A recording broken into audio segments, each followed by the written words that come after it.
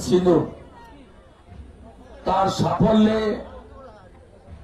গত 4 সপ্তাহের বেশি ধরে গোটা ভারতবর্ষ জুড়ে রাষ্ট্রবাদী জনগণ,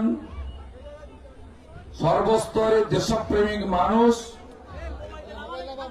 অবসরপ্রাপ্ত আর্মি, প্যারামিলিটারি,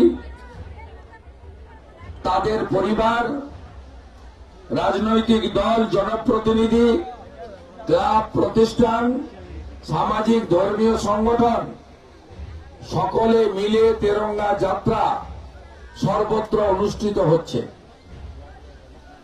আমরা পশ্চিমবঙ্গ বিধানসভায় যারা ভারতীয় জনতা পার্টির সদস্য রয়েছি, আমরা প্রত্যেকে নিজ নিজ কেন্দ্রে ইতিমধ্যে অধিকাংশ জায়গায় এই তেরঙ্গা যাত্রা করেছি। আমাদের গাইঘাটার সম্মানীয় বিধায়ক, মতুয়া মহাসংঘের সংঘাধিপতি, ভাতৃপ্রতিম প্রিয় সুব্রত ঠাকুর আজকে এটার আয়োজন করেছেন।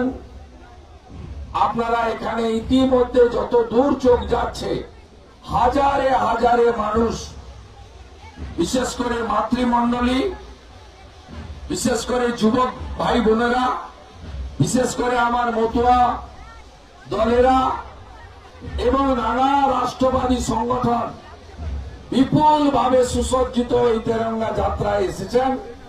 আমি সকলের পক্ষ থেকে আপনাদের স্বাগত জানাই, ধন্যবাদ জানাই, কৃতজ্ঞতা জানাই। সন্ধে আসছে, আমরা আর দেরি করব না, আমরা পদব্রজে এগোবো এবং আমরা সবসময় যেন মনে রাখি আমাদের আরাধ্য দেবীর নাম কি? ভারত মাতা।